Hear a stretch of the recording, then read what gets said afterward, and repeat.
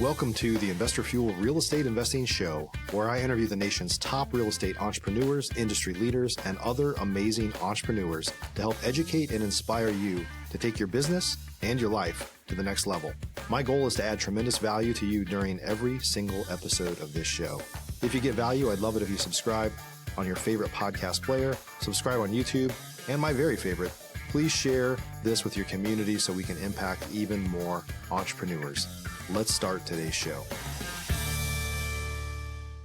Hey, everybody. Welcome back to the show. I'm really excited to have Cyndee Harding on today. We're going to be talking about asset management. It might not sound like a sexy subject, but at the end of the day, we all use real estate as a vehicle to create financial freedom. And unless you are operating it really well, which there's a lot of multifamily out there these days that is not being operated very well, it's had a lot of struggles, then it starts to get a little sexy, right? If you do what Cyndee's going to share with us today, you can have all the sexy you want. She is the asset manager. Cyndee, welcome to the show. Thank you so much for having me here. I love talking about asset management, and to me, it is very sexy.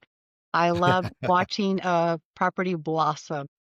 Yeah. As an investor, you want the people running the show to think it's sexy, right? You want them to love what they do. And so that's important. And I know that, one of the challenges, we're going to talk all about asset management today, but there's a lot of properties that are non-performing or aren't performing very well today. And there's a lot of reasons, for that.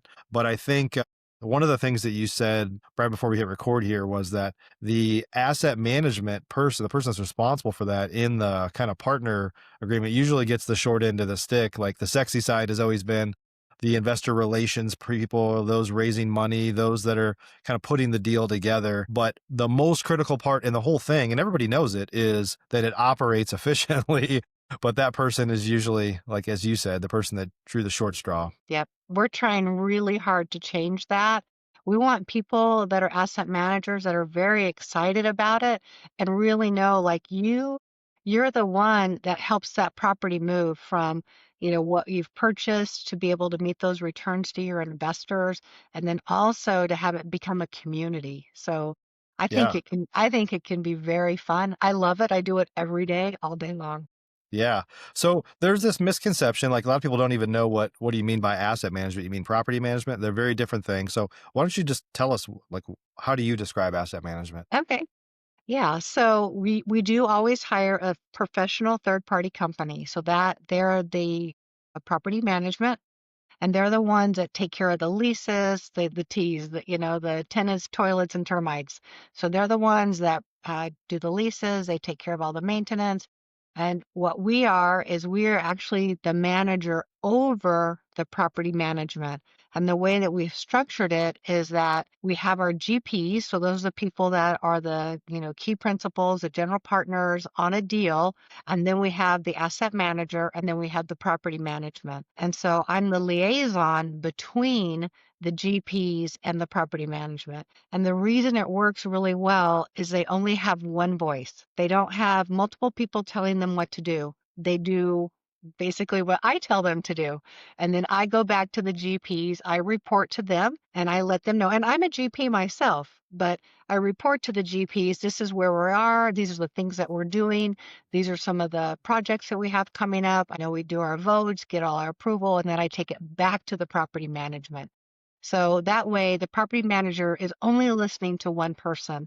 And we have found that that's very effective because then we can make sure things are getting done. They're not getting multiple messages. Right. And we can tell what's the priority and what's not the priority. Yeah, and it's a perfect fit because the truth is everybody that's buying deals like this, or not everybody, other than some very large kind of institutional players, are buying value add properties. Right. Like they need somebody that is the consultant that's going to make this thing as profitable as it possibly can be, right? But a lot of times I think there's just so much focus on other parts of the business, even though that is the most important part, it kind of gets left out. Yeah, it really does. The asset manager is the one that determines whether or not the property makes money. I mean, honestly, it's a very big fiduciary responsibility. That is ours, and we take that on. The acquisitions, the investor relations, they go on to other properties, but we stay behind. Like we are with that property for the whole term of the business plan. And it's Yeah. our job to make sure that we are making money. And if we're not, let's discover why. Yeah, and the numbers tell the story, right? You were actually at Investor Fuel Live here last week. By the time this comes out, it'll have been several weeks back. But there's a guy named Casey Quinn there that Hmm. owns a ton of real estate himself, but he started as an accountant and has an accounting business and all this. And he has said several times, I've heard him say the phrase that accounting, by the way, I'm a finance guy and my wife was a finance and accounting background as well. And so it resonated with us that accounting is the language of business. Yes. Right. And I think there's a lot of real estate people that love the idea of real estate. They love the idea of building wealth. They're good at raising money. They might be good at coaching. They might be good at inspiring people, but they're not necessarily the best operators. But they think if I just lean on my property management company really hard, they'll figure it all out. And so that's not really how it works. It's really not. And it does help if you have I had my own accounting practice for 25 years. So it did make it a little bit easier to step into asset management because my background is in accounting. But you don't have to have an accounting background, but I would say you definitely need training and you have to learn the information. Because when you get financial packets every month, we go through them. We hold the property management, we hold their feet to the fire. This is our budget. This is where we were. Why are we over? Why are we under? We do it every month. So there's a good accountability there. And if you don't have an asset manager that's looking at the financials, then you really do have a problem. You can't rely on the GPs because honestly, you have five GPs, you're going to have five opinions, Yeah. and you really need to be able to come to a consensus of one. Yeah. And I know there's a number of things that you've through your own operations have just figured out that a lot of times what some folks might do is come in and they just try to cut expenses to the bone. And you found ways to add, look at it more from an investment standpoint. Like, yes, this is an expense, but it's going to either add value to the property or it's going to add value to the relationship so that person will stay longer. I know I want to get into kind of some of the things you do to build a community there in a little bit.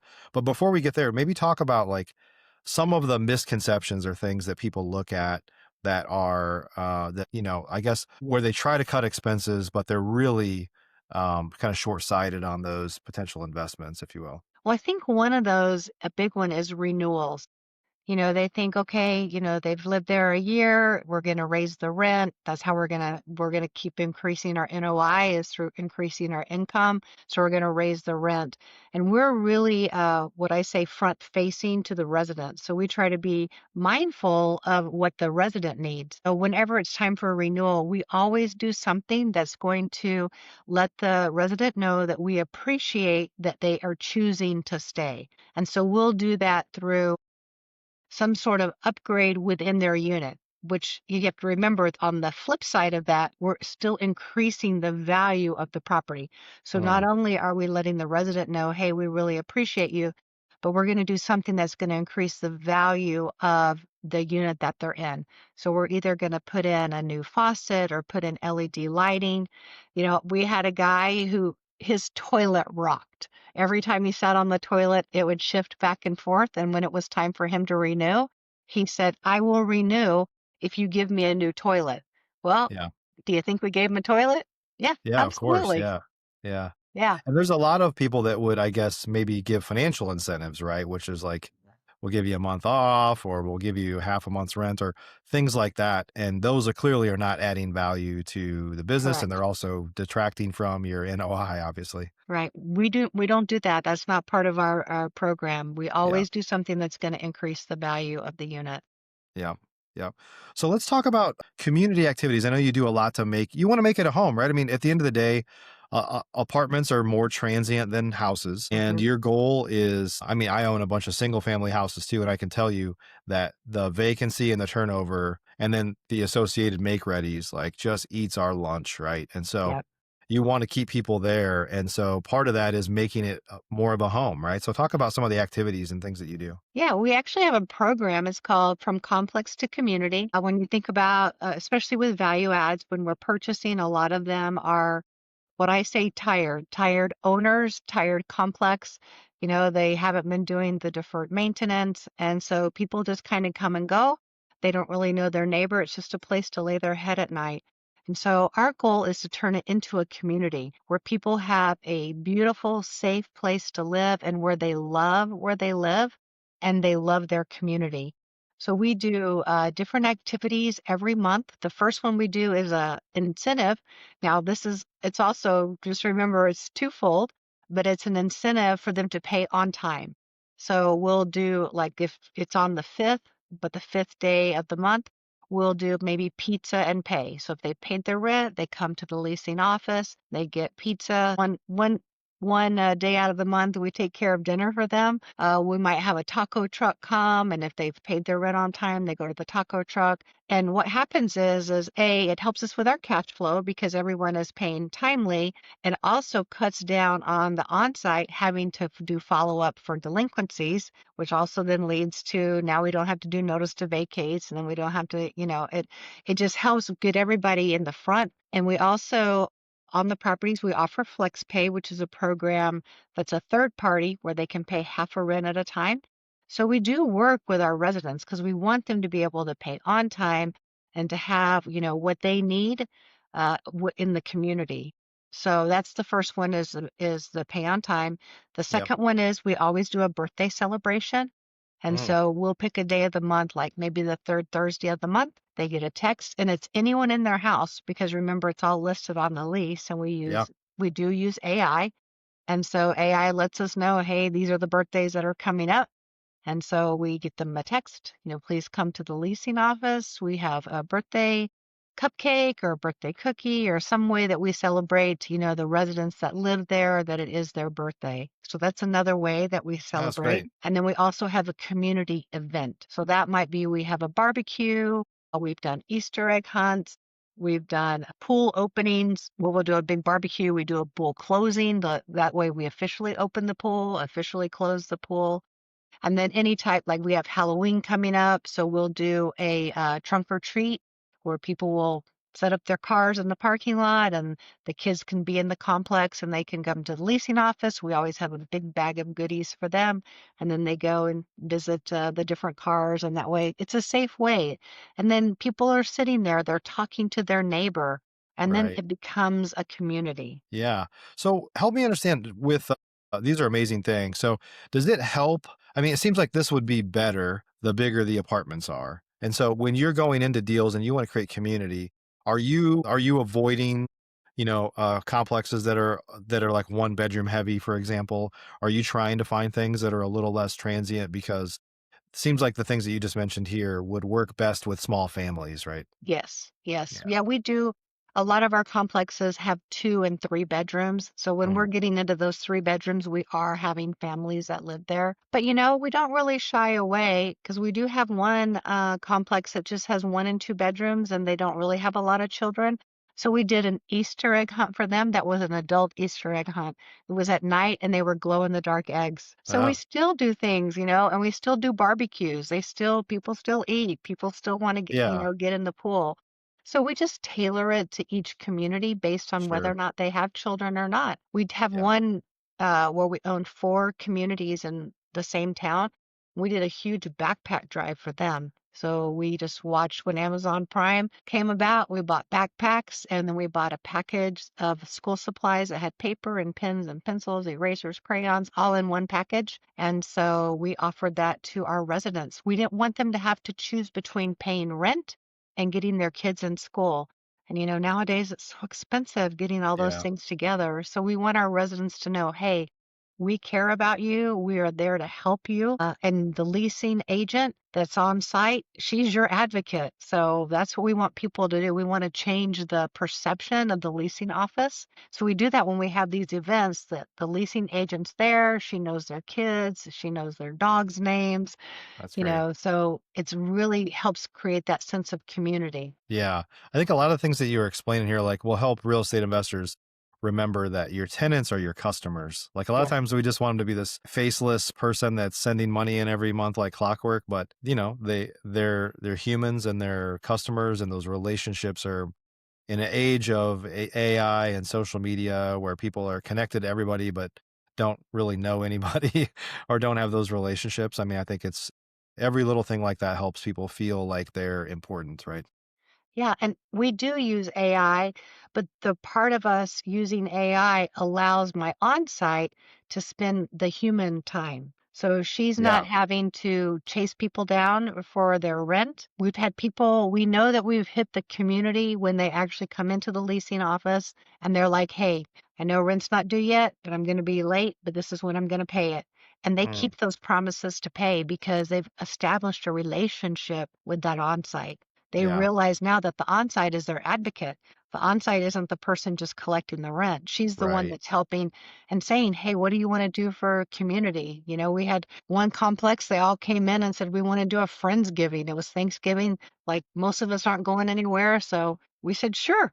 So we provided the meat and the paper products, and everyone made their favorite Thanksgiving dish, and we had a Friendsgiving. That's awesome. How do you incentivize your the folks in your leasing office to be friendly like that and think of it as more truthfully that is a it's not a high paying job typically, and so it'd be easy to just plug somebody in that can kind of do the bare minimum, but how do you incentivize your staff to kind of roll that all the way through 24 hours a day 365 days a year? Well, one of the things that we always remember is that the on-site does not work for us. The on-site works for the property That's management. right, yeah. So when we have our property management calls, which we have the first year we own a property, we meet every week with the PMs and the on-site, and we never criticize or correct the on-site on those calls. All we do is praise what they do. Mm, Now, if there's anything, any behavior that needs to be corrected or anything that we need to change, we talk to our regional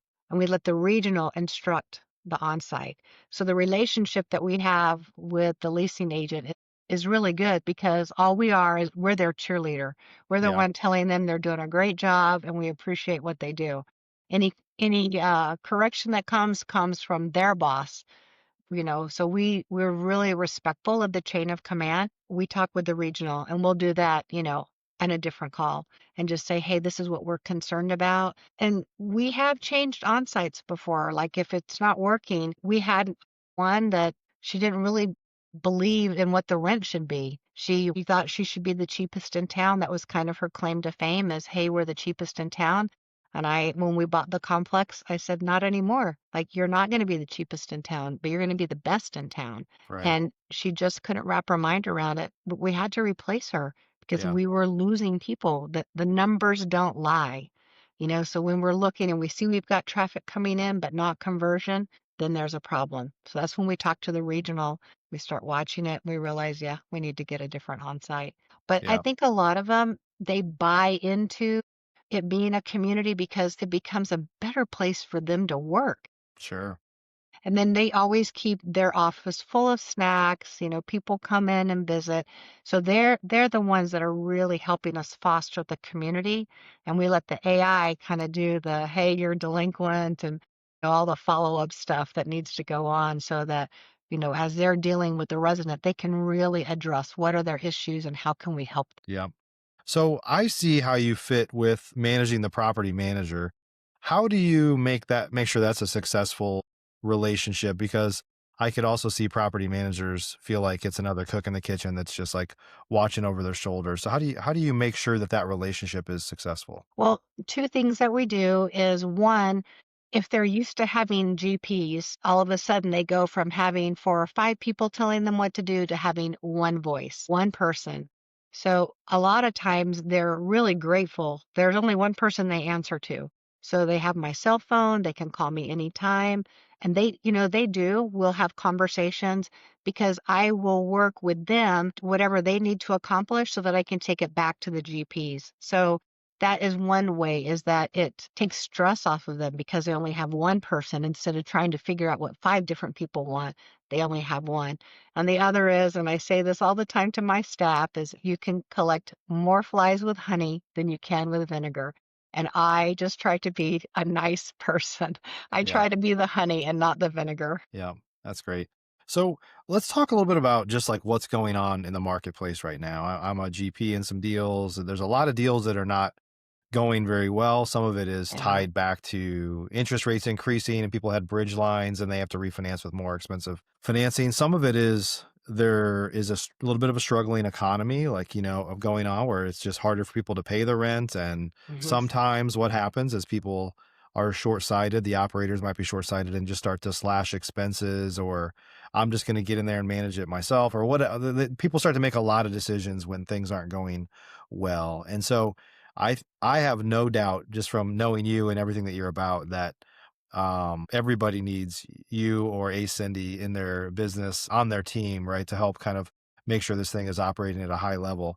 But what are some, I guess, not to rub salt in the wound, but what are some kind of common things that people may have that's been happening over the past couple of years? And then maybe give us a prescription of like how to some quick wins, maybe some simple things to kind of fix those some of those things, if anything is simple. Yeah, well, it is. It is simple. You just follow your plan. That's part of it. Sometimes people kind of panic. We had a complex where we did have quite a few vacancies, and I had GPs telling me, let's cut the rent, let's cut the rent. And I'm like, no, we can't cut the rent. I've done the market surveys. We are competitive. So we want to be in that sweet spot. We want to be, about halfway up the market, not the most expensive, not the cheapest. And we're right there. So we don't want to cut the rent. We're better off to do a concession to get people in.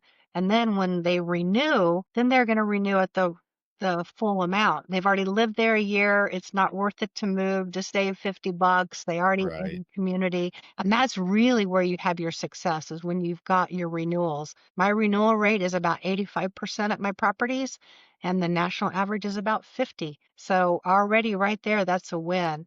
But we don't cut the rent. You want to make sure you're competitive. Now, if you're overpriced, then you're going to need to do it. But I do a market survey myself. My staff actually calls. We make sure that we are competitive. So that's one thing that you can do is make sure And that, is that a poor marketing issue? Like they just need to do a better job of marketing to get people on the property to do tours and things like that? yes. And Mm. I definitely promote AI because we have AI on our property. So when they call in, they're talking to AI, which sounds like a human. You don't know that you're talking to AI, and it will take them all the way through to actually scheduling a tour. And it works. It's kind of relentless because, if they drop halfway through the application, it'll contact them, hey, do you want to finish your application, or do you want to schedule a tour? So that really frees up the on-site to be able to do that human capacity where they're Yep. actually talking with people, walking the property. We have our on-sites walk the property twice a day, morning and night. We want them out there where they're talking with people, understanding, what are things that they would like to do? What are things they want on the property? What amenities are they looking for? So then they become a resident and not just someone who's paying rent. And I think when you lose sight of the human compassion part of it, that's really when we start getting into trouble because we panic. We don't have the people there that we need. So what are we going to do? And we start scrambling. And I say, no, we're not going to scramble. We're going to stay the course. We're going to keep our rents the way they are. We're going to make concessions.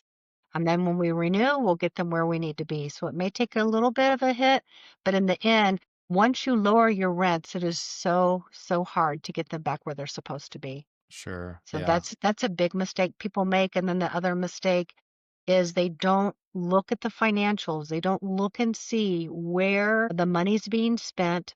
And if they're at a budget, I always make sure I have budgets from my PMs and they stay within budget. And if they're out of budget, they have to tell me why. And sometimes it's legit. I totally get it. Okay, yes, we're doing this. Or, we have a CapEx project that we're working on, but we want to make sure that we're staying in budget. And if we're not, they get an email every month.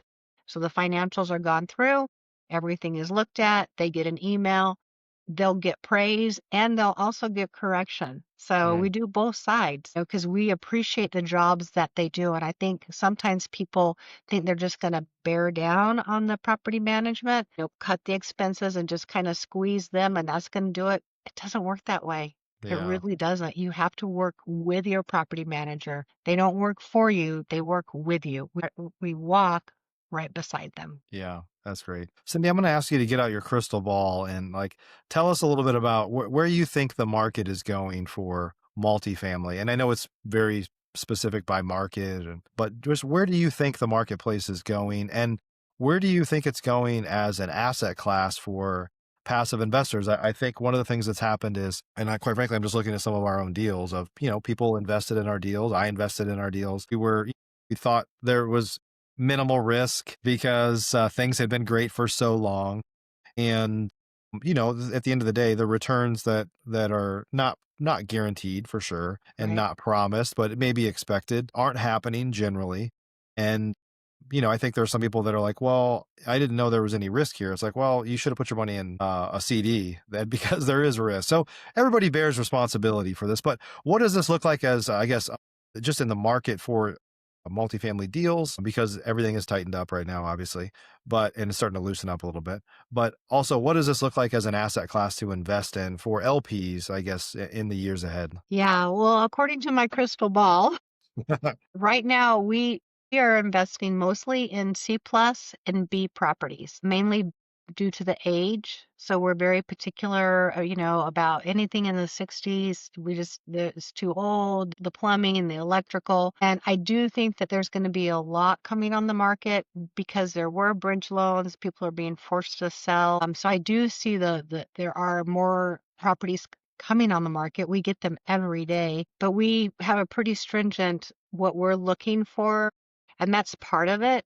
I think if it used to be 5 years ago, you could buy something, kind of let the property management run it, and everyone could make money. But that is not multifamily today. Multifamily today is you need an asset manager that is hands-on, that talks to the property management, that is constantly looking and seeing what can we do to improve, how can we make this better, and it's not passive at all. It's very, very active. And I think if you're doing it passively, you're going to lose money. Thank you for sharing that. Mhm. So, Cyndee, you've got a lot of, you've got to get a lot of knowledge. You have a service where you help people improve their properties, whether they're now. You join as GP to help kind of draw the short stick. You prefer the short end of the short I straw, it do. sounds like. If folks want to connect with you, where can they go? They can go to my website, which is HCMH LLC. That stands for High Caliber Multifamily LLC. We'll add a link down below. And thanks for sharing some insights with us. You are I'm so glad to know you. welcome. My wheels are turning on some things that we need to do differently in the future as well. Yeah. Hey, get on my calendar. I have my calendar on the website, and I love to talk to people about what we can do to help your property. So Yeah. it's free, doesn't cost anything. Yeah, that's I love to fantastic. chat. We'll add the link down below. And if this resonated with you and you're listening, you definitely want to contact Cyndee. Quite frankly, I think that you and what you're doing as an asset management is going to become more.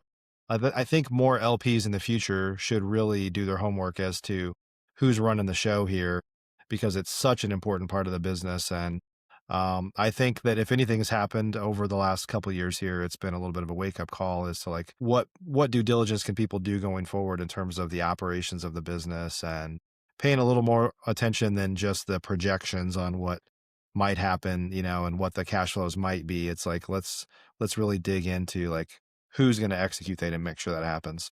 Absolutely. Yeah. So awesome.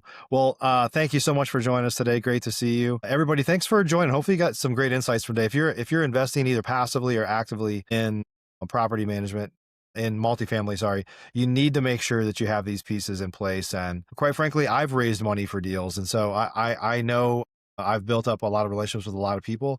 And I can just tell you, even from our deals going forward, I want to be I know multifamily is a great asset class to invest in. You just have to make sure that your plan is not a dream, right? That it really has actionable Exactly.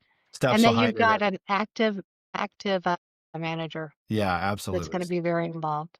Absolutely. So Give me hopefully a you guys call. enjoyed today's show. We'll see you on the next one. Thank you. Thanks for joining us for today's show. You can learn more about the amazing benefits of the Investor Fuel Mastermind community, including surrounding yourself with hundreds of other rock stars, 100% financing on your deals, and members-only discounts from vendors you're likely already using that, as a member of Investor Fuel, will save you more than the cost of your membership. Visit investorfuel.com to learn more. You can also check out the show's notes for access to free resources, how to get access to world-class lead generation, and even how to work with me directly one-on-one. Don't forget to subscribe so you never miss another episode. See you on the next show.